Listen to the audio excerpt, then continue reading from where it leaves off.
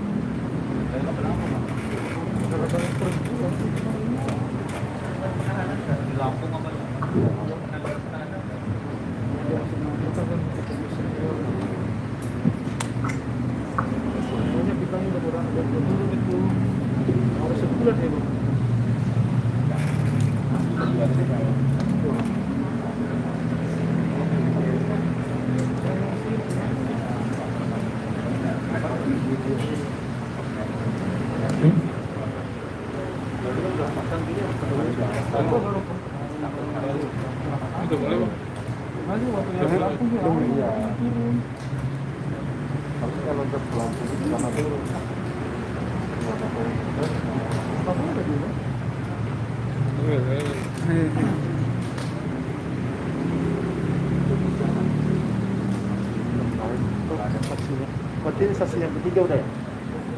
Potong. Kedua. Ini sekarang kedua. Masih kedua. Tadi saya keluar kedua dong. Kedua. Salah. Ketiga. Saya jam 12 tadi kan. Nama lengkap siapa? Tolong bukti di urus saya. Ya. Lanjutin apa ya? Nama lengkap siapa? Andika Duta Bahri yang mulia. Gelar Profesor Dr. Andika Duta Bahri SPD MHUM ya. Siap yang mulia. Lahir di mana? Cimahi yang mulia. Tanggal, bulan, tahun? 29 Januari 1980 yang mulia. Agama? Islam yang mulia. Warga negara? Indonesia yang mulia. Pekerjaan? Dosen pada Sekolah Pasar Sarjana Universitas Pendidikan Indonesia yang mulia. Tempat tinggal? Tempat tinggal di Jalan Binatang Kabupaten Kelurahan Kerja Kecamatan Cimahi Selatan Kota Cimahi yang mulia. Baik, saudara kenal dengan 3 terdakwa di sidang ini? Tahu saja yang mulia. Mengetahui tidak berhubungan keluarga ya? Tidak ada yang mulia. Bersedia memberikan keterangan sebagai ahli di bawah sumpah? Siap yang mulia. Silakan berdiri, ikuti lafaz sumpah yang dipandu Pak Hakim.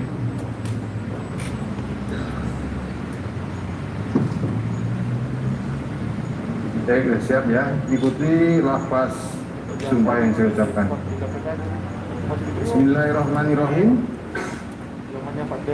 Saya bersumpah sebagai ahli akan memberikan pendapat soal-soal yang diajukan kepada saya dengan sebaik-baiknya sesuai dengan bidang keahlian saya. Ya, silakan duduk, saudara ahli ya. Kasih ya. Saudara ahli itu sudah memberikan keterangan di BAP penyidikan ya. Di penyidikan ya, ini sudah tercatat di sini ya. Apakah keterangan saudara yang diberikan di tingkat penyidikan benar semua? Saya nyatakan, saya pertanyakan bahwa secara sesuai dengan keahlian saya nyatakan bahwa keterangan yang disampaikan di hadapan penyidik benar semua ya. Baik ya, berarti apabila pertanyaan penyidik di BAP penyidikan seorang jawabannya sama ya. Siap ya. Baik. Saudara pekerjaannya sebagai apa tadi? Saya Dosen? ya, Ada jabatan? ya di Sekolah Pasar Sarjana Universitas Pendidikan Indonesia yang mulia. Baik ya. Saudara diajukan sebagai ahli oleh penuntut umum di persidangan ini. Saudara ahli di bidang apa? Saya mungkin keahlian di bidang linguistik forensik yang mulia. Linguistik forensik itu bahasa hukum yang mulia. Baik, Ada tiga area yang dicari. Siap. Jadi saudara adalah ahli di bidang linguistik forensik ya. Apa itu? Linguistik forensik itu apa? Linguistik forensik itu kajian bahasa dan ada tiga area yang dicari. Iya. Yang pertama language as instrumen, bahasa sebagai instrumen yang bermaksud hukum. Jadi kajian ini Agak pelan biar panitera kami bisa mencatat. yang pertama itu language as legal instrumen, bahasa sebagai penelitian instrumen hukum, sebagai bermaksud hukum. Misalnya bagaimana bahasa digunakan di dalam perundang-undangan, di dalam statuta, di dalam kontrak. Itu kajian language as legal instrumen. Lalu yang kedua, language as legal proses, bahasa sebagai proses hukum ya. Misalnya bagaimana penyidik itu mewawancarai, memeriksa terdakwa, penyidik memeriksa anak-anak, memeriksa ahli, hakim berbicara dengan penuntut, dengan terdakwa. Itu kajiannya language as legal proses. Dan yang ketiga, language as legal epidemiologi, bahasa sebagai alat bukti kejahatan, dan itu yang menjadi bidang keahlian saya ya. Disertasi dan tesis saya namanya berbicara tentang itu ya. Baik, saudara sudah mengerti duduk perkara apa yang sedang didakwakan kepada para terdakwa? Siap, saya memahami ya. Baik, dari 3 aspek kajian tadi, mana yang paling dekat keilmuannya dengan perkara ini? Language as legal epidemiologi. Limit As legal epidemiologi, bahasa sebagai alat bukti kejahatan. baik ya. Coba ya, penutup umum langsung aja kepada ahli apa yang mau ditanyakan dulu, nanti lanjut di belakangan. Terima kasih majelis hakim yang mulia dan saudara penasihat hukum yang kami hormati. Ahli dalam linguistik bahasa dalam hukum ada pointer di dalam hukum, khususnya yang ada sanksi pidananya. Ada yang dalam elemen itu salah satunya elemen-elemen unsur. Kami terapkan pasal terhadap terdakwa yang 3 yang di sebelah kanan ahli ini terkait pasal 14 ayat 1, 14 ayat 2 dan pasal 15. Di dalam elemen unsur pasal 14 itu ada salah satunya memberikan keterangan bohong atau mengeluarkan kata-kata bohong. Jadi pointer-pointer kami mohon dijelaskan ke kami elemen-elemen yang terkandung di dalam pasal 14 itu, dan kalau memungkinkan jelaskan juga sampai di pasal 14 ayat 2 dan ayat 15 sesuai keahlian linguistik bahasa dalam sisi hukum. Kami persilakan saudara ahli. Baik, saya akan menjelaskan ini dari tafsir linguistik ini, tafsir leksika, tafsir bahasa, jadi bukan tafsir linguistik ya. Jadi 14 ayat 1 dan 14 ayat 2 itu secara bahasa, yang pertama 14 ayat 1 itu perbedaannya itu, yang 14 ayat 1 itu seorang memang sengaja ya, adanya dan ada tindak untuk berbohong sehingga dia menyelesaikan ada terjadi keonaran. Sedangkan dalam pasal ayat, dalam ayat 2 itu adanya kegelapan kesengajaan sehingga dapat, makanya ada kata dapat di sana itu ditafsirkan sebagai potensi ya, dalam ilmu itu dikatakan sebagai probably peluang terjadinya. Coba pasalnya pasal berapa, sebutkan undang-undangnya biar panitera kami bisa mencatat. Dalam pasal 14 ayat 1 Undang-Undang 21 tahun 46 itu, jadi perbuatan bohong itu memang disengaja dikatakan menunjukkan untuk menciptakan keonaran. Jadi ada kesadaran dari dia memang ada keinginan dia ingin menciptakan yaitu onar itu ya. Sementara dalam pasal 14 ayat 2 itu ada kegelapan itu ya, ada ketidaksengajaan sehingga ada potensi. Makanya di sana dalam organ pasal 14 ayat 2 itu sehingga dapat menimbulkan keonaran. Dapat secara linguistik itu adalah kata modalitas yang bermakna peluang. Nah, sementara kata kunci dari kedua pasal terakhir yang pasal 12 ini ya, itu kabar tak pasti dan berlebihan. Tak pasti itu artinya ya, artinya tidak pasti itu ya, tentu ya, tidak ada satu informasi atau satu pun bukti yang mendukung kebenaran itu tak pasti, dan berlebihan itu dalam hal ini yang saja ditambahkan dari informasi awalnya. Dari ketiga pasal yang dijelaskan itu, kata kunci dari pasal ini itu adalah bohong yang mulia. Secara kamus bohong itu tidak benar, tidak sesuai dengan kenyataan. Pada katanya itu lancung yang mulia, lancung atau palsu. Jadi dalam pasal-pasal yang diatur di dalam Undang-Undang 1 tahun 46, tafsir bahasanya itu yang harus diperhatikan itu bohong, onar. Nah, ini tafsir onar ini. Onar ini sebetulnya terminologi dalam ilmu sosiologi ya, yang tingkatannya lebih rendah di bawah chaos ya. Ini chaos itu berarti chaos itu suatu keadaan di mana hukum tidak bisa lagi ditegakkan ya. Ini suatu kacau balau ya. Sementara onar itu masih bisa terkendali ya. Jadi nah, secara bahasa onar itu bisa ditafsirkan sebagai kacau, ribut, dan resah itu dalam perspektif secara individual ini ya. Jadi secara individual onar itu cemas, resah, kacau ya. Nah, kalau gejala komunal itu artinya dalam masyarakat, onar itu berarti ributnya ya. Jadi ada beberapa tafsir bahasa terhadap kata onar ya. Dan di dalam pasal itu disebut keonaran, artinya bahwa kata tersebut berkategori nominal atau kata benda ya. Karena kean dalam bahasa Indonesia adalah bentuk pas kata nominal atau benda. Jadi maksudnya itu adalah kacau ya mulia. Ini itu yang bisa dijelaskan ya mulia. Lanjut. Ya, di dalam elemen unsur itu belum pasti onar atau pelaksananya onar. Ada nggak ukuran batasan onar itu? Onar itu bisa jadi karena sekelompok orang tidak senang ribut atau halus musuh sehingga dikualifikasi onar. Maka terpenuhi elemen unsur. Atau onar ukuran pemahaman ahli dimaknai dalam pasal 14 ayat 1 menurut ahli apa?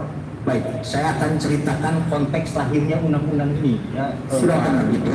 Konteks lahirnya undang-undang ini itu baru sejarahnya ya. Ini undang-undang tahun 46 ya. Undang-undang dalam kemerdekaan. Jadi lahirnya undang-undang ini itu didasari adanya isu bahwa akibat dari berita bohong dan berita bohong itu ongkos sosialnya tinggi di masyarakat, kekacauan terjadi gitu. Jadi sifat undang-undang ini itu antisipatif bagi BU. Jadi bagi saya menurut secara kebahasaan tafsir dari undang-undang ini justru antisipatif gitu. Bahwa orang itu dalam berkomunikasi memang tidak boleh berkomunikasi karena efeknya berbahaya. Ongkos sosialnya terlalu tinggi juga kalau dibiarkan orang berdua. Makanya dalam prinsip komunikasi itu ada 3 pakem yang harus diperhatikan. Pertama, pakem kualitas. Pakem kualitas itu mengatur jangan pernah kamu mengatakan sesuatu yang kamu sendiri tidak yakin bahwa yang kamu katakan itu tidak benar. Itu pakem pertama ya. Yang kedua, pakem kuantitas. Pakem kuantitas itu berbicara tentang sampaikanlah informasi secukupnya dengan literatur yang kamu ajak bicara. Jadi jangan berbicara berlebihan juga ini kamu. Yang ketiga, pakem cara yang mulia. Pakem cara itu Faktor apa? pakem cara. Pakem cara. Ya, mixture of manner ya disebutnya. Pakem cara itu sampaikanlah informasi dengan cara yang berterima dengan literatur Anda. Jadi kita itu menyampaikan informasi itu harus berterima dengan secara budaya dengan orang yang kita ajak bicara. Jadi itu 3 hal yang mengatur bagaimana prinsip berkomunikasi secara sehat ya. Yang pertama, kualitas, kita tidak boleh berbohong. Yang kualitas itu berbicara secukupnya ya sesuai dengan yang diperlukan oleh literatur. Dan yang ketiga, sampaikan dengan cara yang berterima oleh literatur. Itu kita boleh bicarakan. Jadi lahirnya undang-undang ini justru antisipatif. Terlalu mahal ongkos sosialnya kalau misalnya dari sebuah kendaraan harus terjadi cewas misalnya, lalu kekayaan terlalu mahal ongkosnya kalau harus spesifik ini saya tadi ada di sini terkait dengan antisipatif. Yang saya harapkan pada kasus ini adanya sesuatu kata bohong atau fakta yang tidak sesuai dengan sebenarnya. Lalu apakah timbulnya penyebab akibat dari bohong ini timbul orang berkeberatan, tidak berterima, lalu sekelompok orang yang berkeberatan itu apakah dimasukkan dalam kualifikasi onar, atau onar itu harus dalam keguncangan yang luar biasa? Coba menurut Ali gimana? Tidak, Pak DPU maksud onar dalam undang-undang itu silakan baca keterangan itu bukan gejala material tapi psikis itu. Oh, Ya, bukan bicara material dalam pengertian kerugian terjadi, ya, ada bacok-bacokan, tapi sebetulnya itu gejala psikologis ya. Makanya didefinisikan onar itu serta itu resah ya. Lalu terkait tadi diilustrasikan ada orang yang merasa keberatan dengan adanya berita bohong, ya bisa saja ya terjadi bahwa rasa keberatan itu diungkapkan dan dimotivasi triggernya itu kecemasan, keresahan. Itu yang disampaikan apa dulu? Tidak dalam bentuk material, psikologi kecemasan tidak dilakukan, tapi itu bohong tanpa ada gejala kecemasan yang menimbulkan atau resah. Apakah itu bagian dari onar? Ya jelas lah, onar itu kan kata kuncinya secara literal, secara harfiah itu resah, onar itu resah gitu ya, galau ya. Sebenarnya itu resah secara individual atau komunal? Ini kita lagi individualnya ya, kalau komunalnya itu kacau ya. Lanjut. Nah, oke.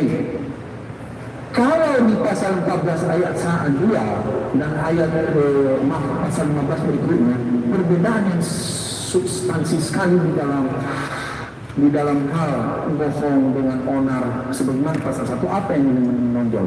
Yang membedakan pasal 14 dan pasal 15 itu, kalau di pasal 14 itu apa bohong, pasal 15 itu tidak pasti ya. Kabar yang tidak pasti dan berlebihan. Jadi perbedaannya di sana.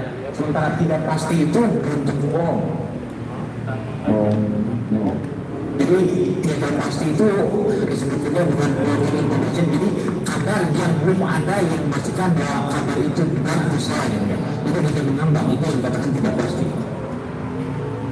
Saya persempit, ada kasus saya doain sih dengan sakit, tapi saya anggaplah dulu ini saya sakit. Saya sakit ini karena memang saya sudah ke rumah sakit, jadi saya mati sakit itu. Tak mungkin orang nggak sakit tidak ke rumah sakit. Ngapain nggak tahu bahwa bapak sakit? Ya saya yang sakit, Merasa sakit ya. nah, lalu ditanya orang atau saya beritahu orang saya tidak sakit. Ya itu lancung, itu bohong, itu Bohong.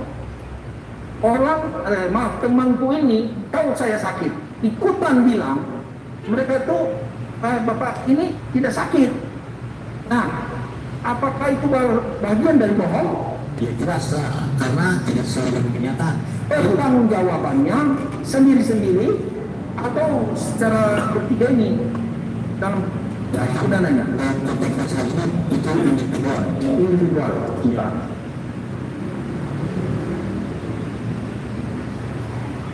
Secara hukum Yang mempengaruhi bohong itu, dia tidak sadar bahwa keadaan sakit sebenarnya saya tahunya belakangan. Saya tahu belakangan bahwa saya sakit. Belakangan ya, sudah saya publikasikan saya tidak sakit. Apakah masuk kualifikasi bohong? itu tidak pasti. Tidak pasti. Ya, karena sesuatu yang tidak pasti dia sudah biasa kata. Hasil dari deteksi atau pemeriksaan dokter menyatakan saya sakit. Lalu saya nyatakan jangan kasih tahu ya. Ini dalam apa ini tolong deh rahasia ini jangan dibuka. Saya dalam bentuk tertutup. Manipulatif, bohong atau tidak berkata jujur. Ya manipulatif itu. Jadi dalam berbahasa itu ada dua hal yang berbeda. Ada error, ada mistake ya. Sudah ada apa? Error itu salah. Salah itu sengaja dia melakukan kesalahan yang seperti tadi manipulatif. Jangan dikatakan ya. Tapi ada juga mistake. Mistake itu yang disebut khilaf ya mulia. Khilaf itu misalnya yang memeriksa tidak sengaja dia ya manusiawi sekali ya seorang pilot untuk misalnya menuliskan bahwa dia tidak sakit misalnya. Jadi harus dilihat. Dan ini yang kalau dikaitkan dengan apa perbuatan pidana ya kita nanti lihat dari sini. Apakah aktivitas berbahasa itu error atau mistake ini? Kalau error ya berarti memang ada niat yang diinginkan. Tapi kalau tidak mistake, kalau mistake itu ya tidak ada niat jahat ya, karena niat surat dan sangat manusiawi seorang turap dalam berbahasa ya. Ini diungkapkan oleh John Percy ya dalam buku Introduction to Theory of Social Linguistics ya. Jadi yang diperhatikan ada istilah error dan mistake. Error itu salah, dia sengaja ya. Seperti misalnya tadi sengaja ingin manipulasi, jangan dikatakan saya copy itu kesalahan dalam berbahasa. Dan dampak hukumnya ya ada, jadi ada tujuannya. Sementara mistake itu hilang, bisa saja karena ya banyak faktor yang mempengaruhi terjadinya penerapan seorang dalam berbahasa. Dan dikaitkan dengan teknologi pidana tadi ya ini akan terlihat dan setelah itu lihat seorang itu apakah dia itu error atau mistake. Ini dalam pandangan logis forensik ya. Ahli sudah selesai. Ahli ini ada di dalam elemen unsur pasal 14 maksud menerbitkan keonaran di kalangan masyarakat.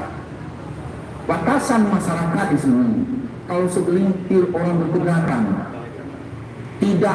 apakah tidak harus sebanyak mungkin masyarakat berkeberatan atau 1-2 orang itu disebut keonaran yang ada di kalangan masyarakat atau gimana menurut ahli? Ya, definisi masyarakat itu tadi saya bahasakan menjadi surat komunal ya. Komunal itu secara sosiologis 2 orang saja itu sudah komunal 2 orang lebih sudah kenal. Tapi sejauh ini secara kuantitatif belum ada satupun rujukan ilmiah yang menyatakan bahwa masyarakat itu harus terdiri dari 1000 orang ya. Tidak ada rujukan kuantitatifnya. Tapi kalau dilihat secara kualitatif 2 orang itu sudah mewakili apa yang disebut sebagai komunal itu ya masyarakat. Baik, ahli akan melanjut. Silakan.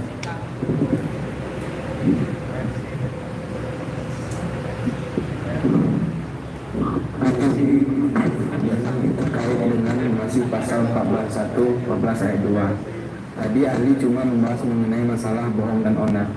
Tapi di sana juga ada kata-kata menyiarkan berita. Ini apa nih yang dimaksud dengan menyiarkan dalam konteks Undang-Undang 146? Baik, menyiarkan itu saya akan mengaku dari strukturnya ya. Dalam kata menyiarkan itu ada bukan ya. Bukan itu dalam bahasa Indonesia itu sebagai penanda kata kerja aktif dari faktif ya mulia. Apa maksudnya aktif dari faktif itu? Jadi aktif dari faktif itu kata kerja yang dilakukan untuk orang lain ya. Jadi dalam hal ini menyiarkan itu dia memindahkan informasi dari dirinya kepada orang lain, itu sudah menyiarkan. Jadi adanya perpindahan informasi itu sudah kategori menyiarkan. Informasi tanpa ada alat atau media itu sudah menyiarkan menurut ahli bagaimana? Ya sudah menyiarkan ketika informasi itu ketika informasi itu sudah berpindah, karena alatnya itu kan bahasa di sana medium ya. Kalau misalnya menggunakan penganti elektronik itu bukan medium, itu channel, saluran berbicaranya. Saya sering diskusikan saya keluarkan HP dari maaf. Ini media komunikasi bukan? Medium komunikasi bukan? Mereka jawab iya. Nah, secara pembahasan itu dalam perspektif ilmu komunikasi, handphone itu bukan media komunikasi, karena media komunikasi itu bahasa. Ini itu disebut channel ya, saluran komunikasi. Oke. Berarti melihat konteksnya dari Undang-Undang 146 itu, menyiarkan ini tidak harus melalui media, tetapi sudah berpindah saja, sudah dikatakan menyiarkan, begitu Ali? Iya, menasahkan itu tadi saya katakan kan aktif dan pasif. Pekerjaan yang dilakukan untuk orang lain. Kenapa untuk orang lain? Karena ada perpindahan informasi kepada orang lain. saya mengambilkan buku untuk Anda. Di sana saya mengerjakan sesuatu dan itu dilakukan untuk orang lain ya. Dalam DPU kan. Jadi sederhana sekali siar itu. Ketika terjadi perpindahan informasi saja itu sudah ada apa? Sudah termasuk yang disebut dengan kata menyiarkan dalam apa? Unsur pasal tadi. Saya tadi menjelaskan mengenai menyiarkan berita. Apakah sama antara menyiarkan berita dengan mengeluarkan suatu pemberitahuan? Ada nggak perbedaannya? Secara substansi sama, hanya kategori berita dan pemberitahuan itu sama informasinya, yang melihat informasi itu sekumpulan makna yang dapat dipahami oleh orang lain. Hanya saja kategorinya berbeda. Berita itu harus modal dinamistik ya. Artinya dia itu terikat oleh profesi yang membuatnya, harus wartawan yang membuatnya ya. Jadi artinya mengeluarkan pemberitahuan hanya wartawan atau pihak lain bisa melakukan. Nah, kalau pemberitahuan itu tidak terikat oleh profesi, ketika saya menyampaikan sesuatu hal itu pemberitahuan. Itu bisa berubah dan bisa juga suatu pemberitahuan itu dikaitkan dengan berita bohong tersebut. Ya, karena kan pemberitahuan dengan berita sebetulnya mengenai itu saja. Hanya mengkhususkan dari definisi menjadi berbeda itu dalam bahasa itu ada yang dikatakan aspek makna Pak JPU. Aspek makna itu unsur distinktif, unsur yang membedakan satu benda dengan hal yang lain. Jadi berita dan pemberitahuan itu sama informasi, tapi yang membedakan berita itu mengandung 5W1H antara ditulis oleh wartawan, sementara pemberitahuan itu informasi saja yang dikatakan oleh seseorang. Dan terkait dengan berita bohong ya sudah sangat mungkin pasti karena ada kaidah tautologis dalam apa menyiarkan. Biasanya ada pemberitahuan itu sumbernya dari mana? Itu kaidah tautologis. Ada beberapa cara untuk menyiarkan berita dan mengeluarkan pemberitahuan itu ada beberapa metode atau beberapa cara, bisa dijelaskan Pak? Ya, dari mediumnya ya bisa secara verbal dan secara non verbal. Secara verbal itu misalnya menggunakan bahasa, non verbal itu misalnya menggunakan gestur ya.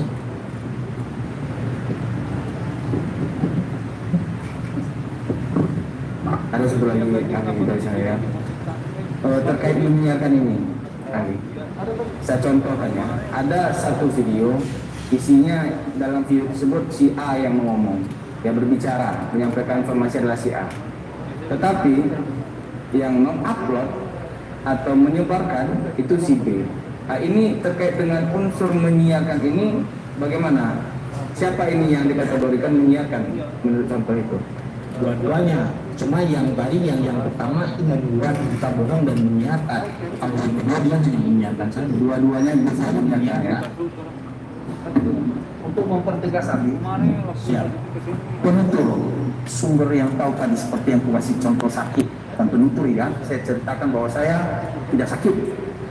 Lalu tanggung jawab atas hubungan saya itu tadi saya sendiri ya. Iya. Oke. Karena Bapak sudah menyiarkan ini sudah menyampaikan statement bahwa ada makna yang bisa saya pahami. Baik Pak Ali. Lalu yang tadi rekan saya mengetahui keadaan saya. Ya. Lalu dia manipulasi atau tidak berkata yang sejujurnya, tanggung jawab bersama dengan kami atau dia sendiri. Ya dia sendiri. Demikian juga yang sebelah dari pihak teman Tuni. Dia berkata seperti itu. Saya teman Tuni pasangan ini sehat-sehat saja. Siap. Padahal saya sakit. Ya. Dia betul bertanggung jawab atas perkataan itu. Ada lagi? Terima kasih ahli terkait unsur dari pasal 14 yang menyatakan menerbitkan keonaran di kalangan rakyat. Tadi sudah dijelaskan oleh ahli terkait dengan jumlah orang atau komunal yang bisa dikatakan sudah melakukan keonaran. Ini terkait masalah dampak atau efeknya. Apakah sudah harus terjadi dampak atau baru berpotensi aja sudah dianggap suatu keonaran, menerbitkan keonaran? Baik. Penjelasannya. Yang saya katakan tadi ya, kalau yang 14 ayat 1 itu otomatis ya, sudah terjadi keonarannya. Ya. Kalau ayat 2-nya itu dapat saja, berpotensi saja itu, ya, jadi jangankan terjadi adanya keributan, ada potensi terjadi keributan saja itu sudah tidak diperbolehkan. Maksud saya, kalau mempertegas ya, yang dimaksud dengan keonaran apa? Efek apa saja yang ditimbulkan oleh keonaran? Saya sudah menjelaskan keonaran itu dalam tafsir bahasa bisa dilihat dari gejala personal ya. Gejala personal itu ketika seorang merasa resah, merasa cemas dengan suatu informasi itu sudah onar. Sementara gejala komunalnya itu adanya keributan ya. Tapi ribut itu persepsinya itu bukan persepsi material, ini bukan persepsi psikis. Silakan Pak JPU lagi ke penjelasan keterangan. Saya nanti akan memberikan satu rujukan, ada tulisan menarik dari Profesor Dr. Fili Dr. Tarigan yang mengkaji tentang Undang-Undang Nomor 146 ini yang sering dikatakan sebagai undang-undang jadul zaman Belanda. Tapi ya yang ingin dikatakan bahwa undang-undang ini visioner ya, karena pengalaman kita dalam berbangsa terlalu mahal ongkos sosial yang harus dibayar ya dari efek adanya berita bohong. Jadi secara komunal itu, gejala komunal itu ketika masyarakat kacau misalnya ya, adanya ribut pertengkaran ya, masyarakat menjadi terpolarisasi jadi dua bagian saja, itu sudah secara bahasa sudah terkategori sebagai keonaran ya. Tidak perlu ada efek fisik gitu ya. Tidak, mungkin itu akan lebih lebih jelas kalau mau dikaji dulu ahli sosiologi. Saya akan menerjemahkan dari sisi leksikal saja. Terima kasih ahli yang mungkin ilmunya yang menjadi nambah wawasan. Cukup dari kami menjadi satu ya. Baik. Silakan penasihat hukum.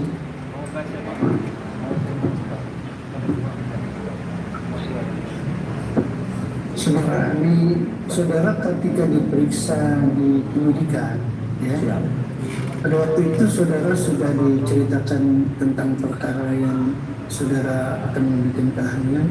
Ya, saya Saudara, ya, tersangkanya juga disebutkan mana tersangka. Ya, Sebutkan baik. Video-video juga diperlihatkan dan masih ada di HP saya juga. baik majelis kami dengan penjelasan ini mohon dicatat bahwa kami keberatan terhadap objektivitas dari keterangan ahlinya karena sudah dari awal sampaikan tentang siapa perkaranya seperti apa, kemudian bukti-bukti perkaranya juga diperlihatkan. Ini pendapatnya lebih pada subjektivitas ini akan mohon dicatat. Baik. Dan kami keberatan sebelum dalam konteks beliau ini sebagai ahli. Yang kedua, saudara kan tidak sepenuhnya mendapatkan informasi yang secara faktual, itu versi dari penyidikan. Ya, prinsip pemeriksaan itu mutual trust Pak. Adanya saling percaya antara saya sebagai ahli dan penyidik sebagai orang yang percaya. Karena dia meminta ke kantor saya dan saya ditugaskan begitu. Artinya secara kelembagaan ya, saya harus percaya dengan apa yang dikatakan oleh pemeriksa kepada saya. Sebagai konteks lahirnya adanya pidana ini, saya mesti bertanya apa deliknya dan apa konteks peristiwanya. Dan kalau misalnya penyidik berbuat pada saya itu bukan urusan saya dan tidak ada kewenangan saya untuk mencari memverifikasi kebenaran informasi yang disampaikan penyidik, karena proses pemeriksaan antara ahli dan penyidik itu mutual trust ya. Ada rasa saling percaya ya antara penyidik dan ahli. Ya, kami tidak meragukan soal harus ada muncul trust ya, tetapi dalam prinsip peradilan itu kan tentu semua yang berkaitan dengan ahli itu harus dilihat dari berbagai aspek dalam kondisi yang lebih luas. Yang ingin kami tanyakan begini, karena dalam fakta kan tidak seluruhnya terungkap terhadap apa yang saudara berikan pendapat itu adalah sebagai kejadian yang secara betul. Nah, kami langsung saja lah sekarang pertanyaannya, tadi saudara mengatakan bahwa apa yang disampaikan oleh seseorang, ya, bahwa itu adalah perkataan bohong, ya, yang tidak sebenarnya. Itu menjadi perkataan bohong. Tapi kalau seseorang menceritakan itu apa yang dia tidak tahu tentang sesungguhnya kejadian itu, apakah itu juga berupa keterangan bohong? Itu kan itu informasi yang pasti, tidak pasti. Makanya dalam komunikasi diperlukan hati-hatian mulia. Ada pakam yang seperti yang pertama ini, yang pernah mengatakan sesuatu yang tak ini belum meyakini dan Ya ahli, maaf ya, justru kami ingin menjelaskan, ya, apa yang disampaikan itu adalah yang sebenarnya. Kalau itu yang disampaikan sebenarnya bahwa dia tidak tahu, apakah itu dianggap satu keterangan bohong? ya ketika tidak sesuai dengan fakta itu sudah terkategori bohong karena bohong itu tidak sesuai. Cukup saudara dengarkan dulu. Saudara ini sebagai ahli, bukan kami minta sebagai keberpihakan, ya. Penasihat hukum jangan memaksa untuk menilai suatu proses itu Bukan saudara sebagai ahli, ya, sesuatu yang diungkapkan itu adalah yang sebenar. Kalau yang sebenarnya dia bukan memberikan keterangan bohong, apakah itu dapat dikatakan bohong? Tadi saya menjelaskan yang dia tentang hilaf dan error ya, error dan mistake. Ini silakan juga dikategorikan saja. Apakah dalam kategori yang tadi itu kesalahan atau tidak? Jadi itu kewenangan yang mudah, saya tidak berani. Ini keterangan yang mulia saudara sebagai ahli. Kalau ada sesuatu yang dijelaskan, itu bukan yang dia jelaskan itu adalah sesuatu yang disampaikan, itu bohong. Tapi kalau ada sesuatu yang disampaikan, dia tidak tahu itu, apakah itu perbuatan bohong? Secara terang, ya itu bohong. Sesuatu dia tidak tahu yang dia katakan itu, ya, itu dianggap satu perbuatan bohong. Dia tidak tahu tentang apa yang dituduhkan bohong itu adalah sesuatu yang menurut saudara tidak benar, betul. Ya, agak aneh juga ya, ada sesuatu informasi yang dia. Baik, sekarang begini langsung, ya.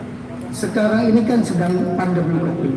Siap. Ya, seseorang dinyatakan positif COVID itu berdasarkan ketentuan pemerintah. Saudara tahu peraturan pemerintah tentang COVID? Ibarat yang mulia untuk ditanyakan kepada saya ya. Bagaimana tidak relevan? Ini tentang sesuatu yang berkaitan, ya, berkaitan. Bahkan ini sudah pada arah tentang apa yang akan dibicarakan. Saya ada, Saudara penasihat hukum dan ahli, sebetulnya cuma begini. Pertanyaan dari penasihat hukum aja yang diganti. Jadi artinya ada seseorang mengatakan sesuatu itu, pada saat mengatakan sesuatu itu keadaan yang diketahui dia pada waktu itu. ya. Tetapi hari berikutnya ada keadaan lain yang dia tidak tahu apakah dia berbohong pada waktu itu.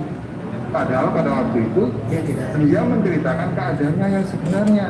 Tetapi dengan gantinya hari, besok keluar hasil PCR ternyata berbeda. Apakah saya berbohong? Karena saya belum tahu. Pertanyaan sebetulnya itu. Ya. Jadi kemana-mana. Terima kasih Majelis. Gimana Pak? Apakah itu berbohong? Ya, dia sudah berbohong ya, karena dia mengatakan. Jadi begini, orang itu hari ini mengatakan saya sehat karena saya belum ada tes PCR-nya. PCR itu baru keluar besok, gitu loh. Saya mengatakan saya sehat.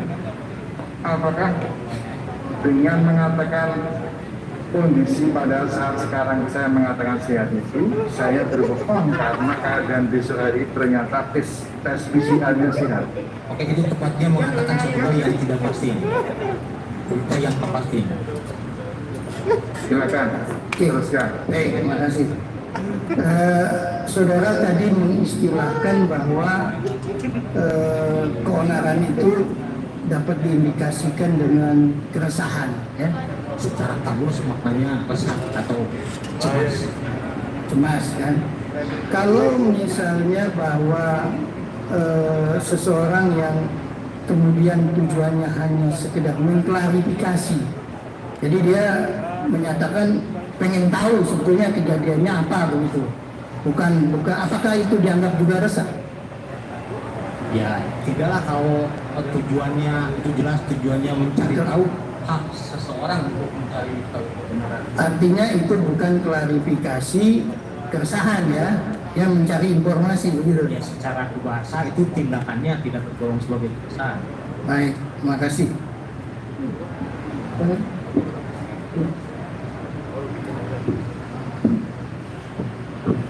Saudara saksi,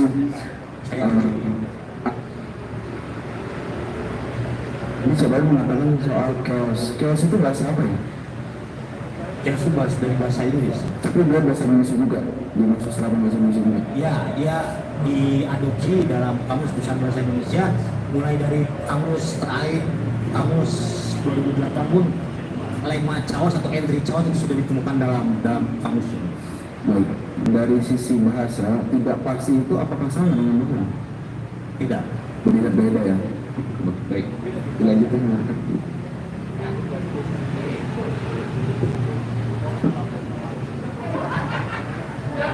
Terima kasih. Bismillahirrahmanirrahim. Kepada Bapak Profesor Andika ya,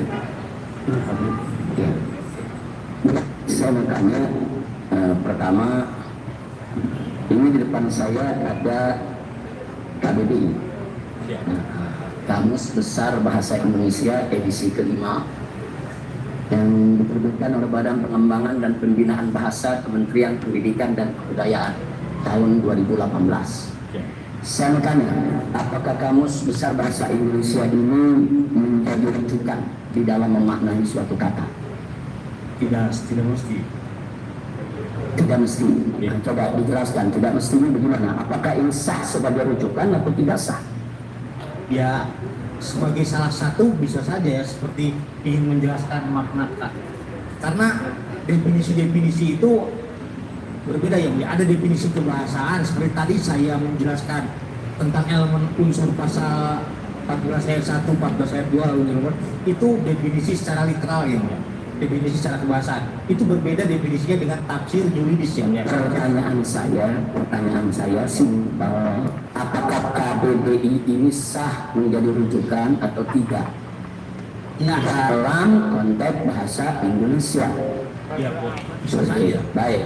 Nah, sekarang bicara tentang keonaran. Ya. Keonaran di dalam KBBI ini diartikan satu, huru hara dan gempar. Yang kedua itu diartikan keributan dan kegaduhan. Nah, pertanyaan saya, tadi kan Anda mengartikan onar itu resah, galau, gaduh ya. Nah, yang saya mau tanya nih, yang tidak ada di KBBI, Anda kan bilang resah. Pertanyaan saya, buku apa yang menjadi rujukan Anda, karangan siapa, halaman berapa yang mengatakan onar itu artinya resah? Sebab di KBBI nggak disebut resah. Saya minta rujukannya, rujukan. Anda seorang ahli, harus seorang ahli, dia harus punya rujukan, dia harus punya teori siapa yang dipakai. Anda tidak boleh buat teori sendiri sebagai ahli di ruang sidang ini. Baik, silakan. Saya sebutkan rujukan yang digunakan John Butler Introduction to Theory of Linguistics. Halamannya saya lupa ya. Itu apa, bahasa Inggris, bahasa Indonesia? Inggris lah. Inggris. Ini kan kita bicara bahasa Indonesia. Onar dalam bahasa Indonesia itu di dalam KBBI disebut huru hara, gempar, keributan, kegaduhan. Kalau Anda berhenti sampai di situ saya terima karena ada rujukannya. Rujukannya KBBI, Kamus Besar Bahasa Indonesia. Sekarang Anda menambahkan makna baru. Onar itu resah. Nah, saya mau tanya, onar bermakna resah itu dari rujukan bahasa Indonesia yang mana? Bukunya apa? Karangan siapa? Dari mana? Anda seorang ahli, Anda nggak boleh membuat makna sendiri. Ya, Saya kalau tidak tahu, katakan tidak tahu rujukannya. saya tidak hanya baca buku bahasa Indonesia saja ya, Bu. Makanya saya tadi katakan ada terminologi sosiologis dan saya mengatakan onar ini sebetulnya terminologi sosiologis ya, Bu. Anda kan bukan ahli sosiologi, Anda kan ahli bahasa. Saya tanya sekali lagi, Anda paham tidak pertanyaan saya? Onar diartikan resah, itu rujukannya kemana? Kalau tadi Anda mengatakan onar itu diartikan kegaduhan, rujukannya ada di KBBI disebut. Onar diartikan huru hara, KBBI disebut.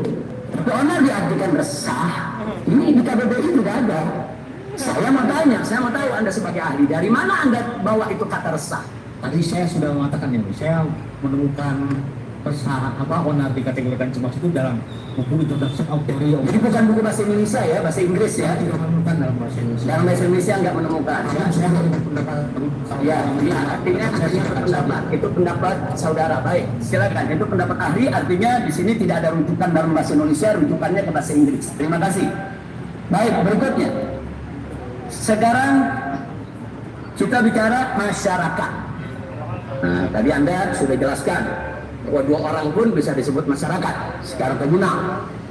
Nah, lagi-lagi di sini kalau kita lihat di dalam KBBI, nah, di sini nggak ada ketetapan soal jumlah. Arti masyarakat banyak sekali di sini jelaskan, dari masyarakat hukum, masyarakat adat dan lain sebagainya. Saya bacakan saja.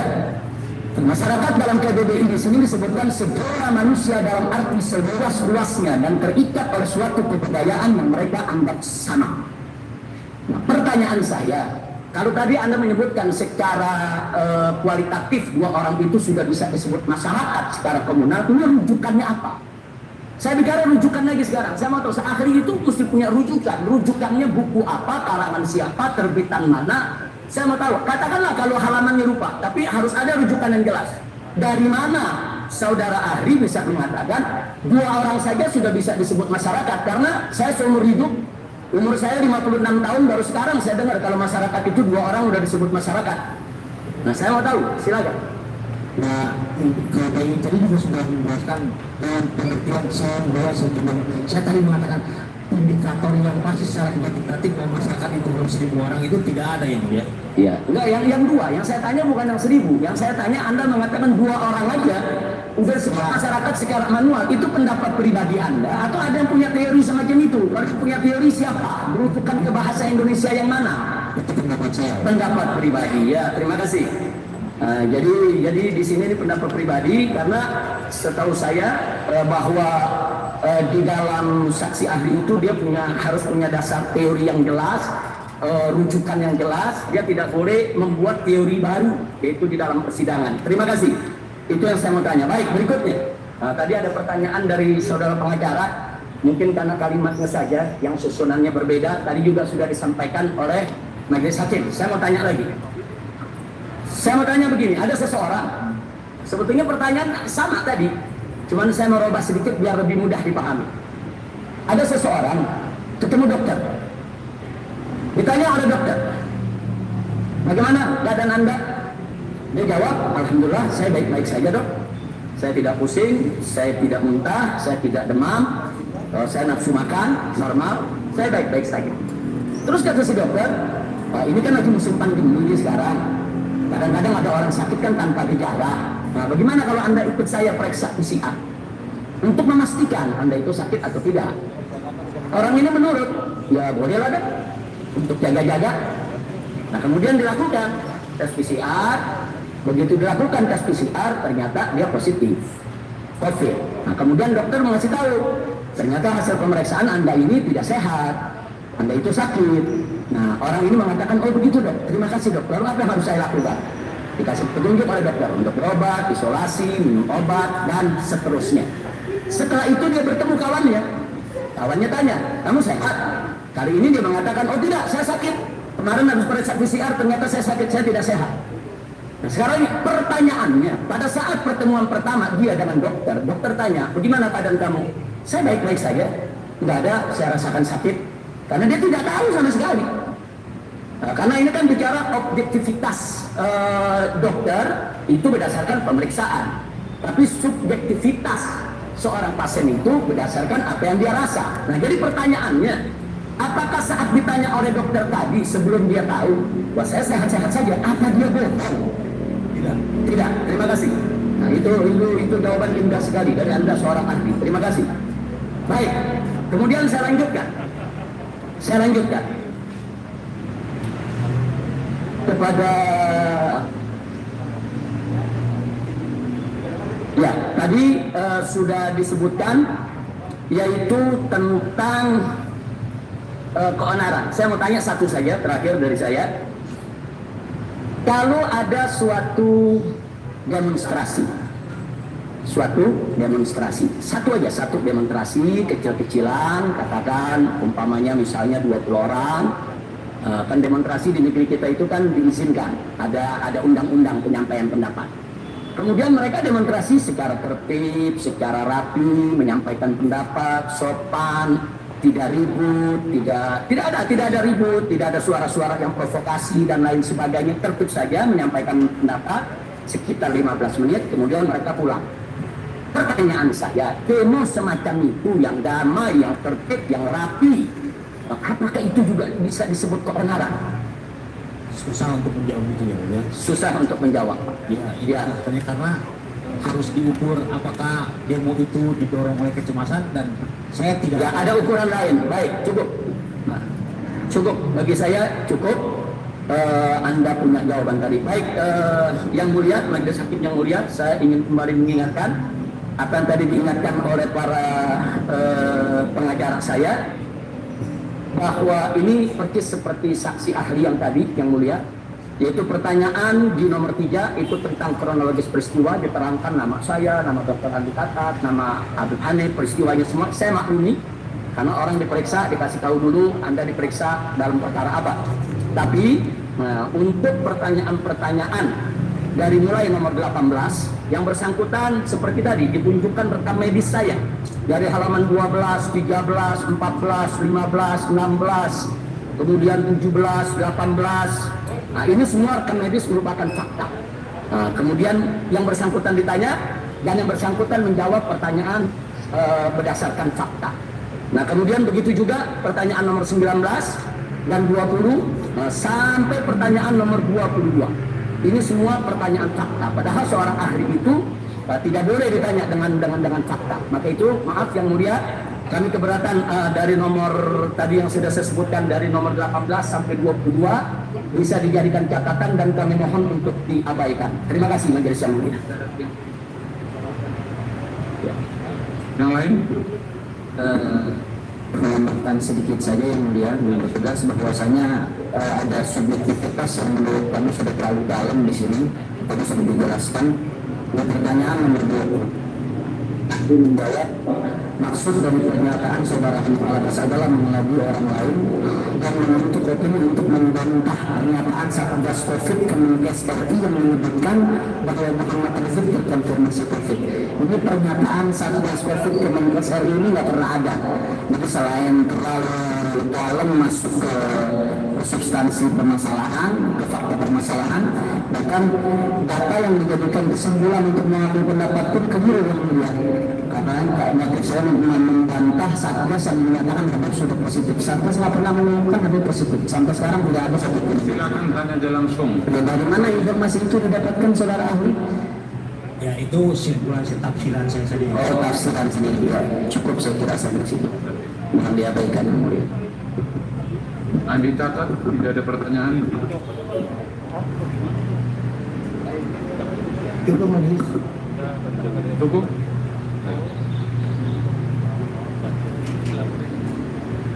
Baik ya.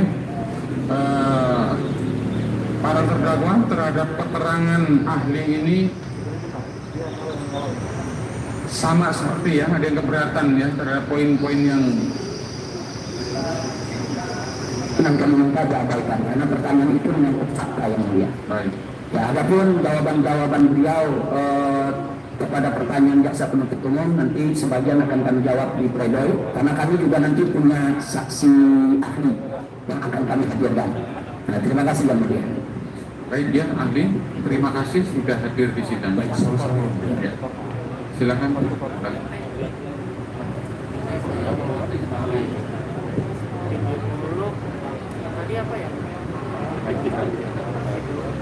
Baik ya, saudara penuntut umum, apakah masih ada ahli yang akan dihadirkan? Kami ahli sudah cukup majelis, cukup kemudian juga saksi fakta. Baik. Enggak ngasih di sini hanya kurikulum vitae. Terdakwa dan penasihat hukum apakah akan menghadirkan saksi yang meringankan atau ahli yang meringankan? Yang mulia kami akan menghadirkan saksi ada saksi dan ahli. Saksi ada cat dan ahli ya. Baik ya. Berapa saksi berapa, ahli berapa? Kalau ahli cas kami memperkirakan itu dua semuanya saksi ahli setengah. 6 orang ya. Nah, kalau diperhitungkan waktunya yang mulia tidak depan pada itu sudah mendekati kebenaran, dan ini kalau diperkenankan mungkin untuk disidangkan setelah lebaran. Terima kasih. Jadi begini, kami sudah musyawarah ya untuk sidang berikutnya karena hari Rabu itu sudah cuti bersama ya. Jadi ke hari Senin. Hari Senin silakan dihadirkan. Ya, Yang mulia, untuk hari Senin itu ada sidang untuk perkara yang dipertanggungkan dan dikembangkan.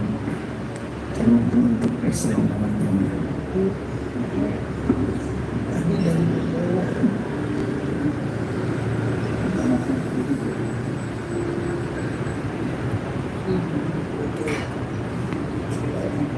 Majelis yang mulia, untuk ahli terhadap perkara ini ada sebagian dari luar daerah. Ada yang dari Solo, dari NTT, dan dari Jogja, mungkin untuk bisa selepas lebaran. coba saya dengar dulu tanggapan penuntut umum. Dia minta sidangnya setelah lebaran. Majelis Hakim yang mulia berkenan dengan perkara ini tidak terlepas dari subjeknya. Kami berpikir tadi setelah selesai saksi pemeriksaan ini kami akan melaksanakan pemeriksaan saksi mahkota antara para terdakwa. Selanjutnya untuk saksi berikutnya izinkan kami sesuai schedule kita yang kita jalankan karena waktu ini.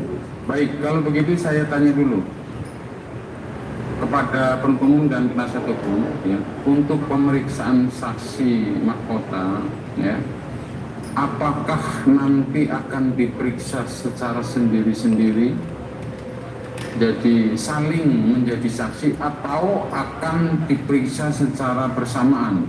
Artinya keterangan terdakwa akan dianggap sekaligus juga keterangan saksi. Itu saya jawab dulu. Ya, dari kami penuntut umum majelis, begitu selesai dia bersaksi dalam arti saksi mahkota, itulah keterangan, itulah bagian dari keterangan terdakwa. Jadi berbarengan itu merupakan keterangan terdakwa. Baik, penasihat hukum. Baik, dengan demikian ya, pemeriksaan saksi mahkota adalah terakhir karena itu bersamaan dengan pemeriksaan terdakwa kan? Ya. Kan begitu? Ya. Ya. Nah, sekarang adalah untuk menentukan kapan saksi adecat dan ahli yang akan diajukan oleh penasihat hukum terdakwa. Majelis Hakim sudah musyawarah dengan kebijakan di hari Senin. Ya, silakan dihadirkan. Ya, hari Senin tanggal berapa itu? Tanggal 10. Ya, silakan. Ya.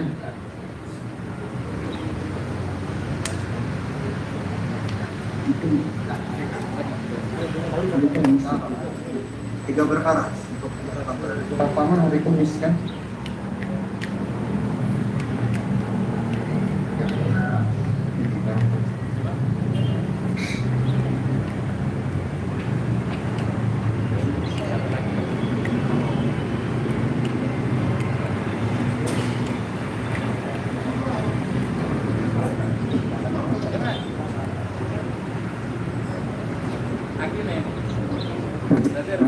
Senin acaranya apa ya penuntut?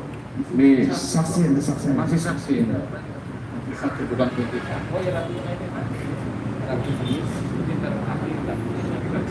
Majelis Hakim yang mulia melakukan untuk menjadi pertimbangan bahwa kalau memang itu nanti dilakukan selepas lebaran dan itu kita maraton tidak masalah, yang penting memang itu sesuai dengan agenda yang disesuaikan dalam acara. Jadi begini. Puasa nggak? Puasa nggak? Puasa nggak? Kemarin tuh. Oh ya, kalau mau beli apa? Telepon security deh, mau dingin, minum dingin.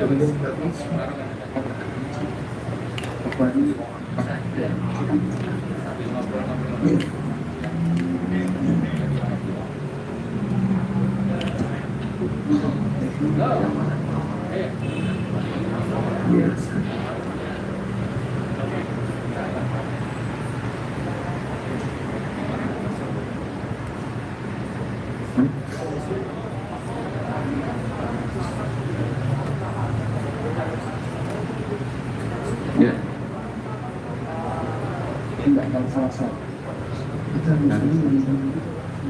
Baik ya, majelis hakim sudah musyawarah karena ahli dan saksi adat saksinya itu banyak ya. Jadi kita tetapkan hari Selasa besok ya, hari Selasa. Hari Selasa kan tidak ada sidang perkara pertamburan, hari Selasa ya. Nanti kalau tidak selesai dalam satu hari Selasa, bisa kita musyawarahkan untuk setelah Lebaran sisanya ya. Karena kalau terlalu kita tunda setelah Lebaran itu terlalu lama ya, terlalu lama perkara Anda.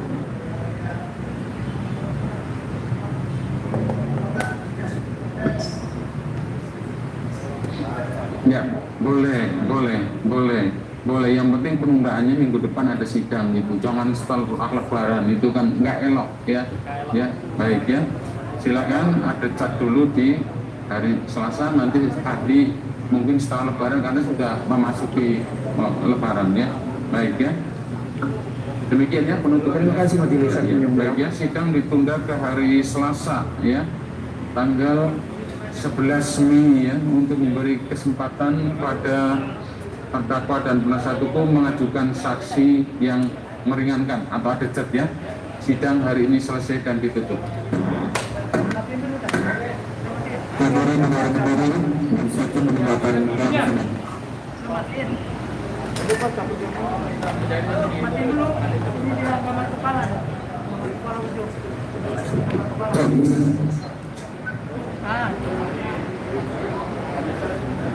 Teman-teman semua, kami sampaikan profesional persidangan. Untuk juga harus dilakukan harus